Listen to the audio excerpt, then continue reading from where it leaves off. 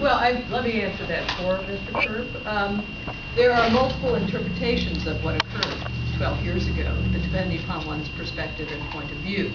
And so I would hazard to guess that my interpretation of what was meant differs from Mr. Birding's interpretation of what was meant, differs from Mrs. Stern's interpretation of what was meant. And so I think that, and again, this comes down to a lesson for the future, which is that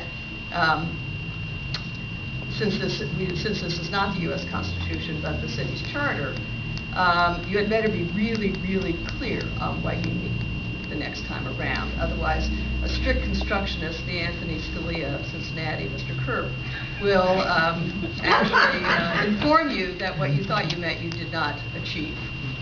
Well, and yes, that is my nickname among some council members. And just to say, I do keep very close contact with Faye Dupuy. She is a wonderful woman and been very graceful in assisting me. And I call Faye on a regular basis and say, Faye, you were there, you were involved in this, or you were supervising the law department at the time.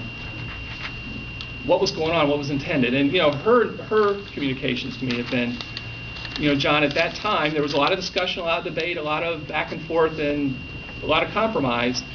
But at the end, it was, generals, don't take offense at this council member, there was chaos on council, and we wanted a strong presider over council to control the agenda and stop the bickering and infighting over where legislation went, who referred it, who were... And 3 people made that decision: Jeff Birding, Bobby Stern, and myself.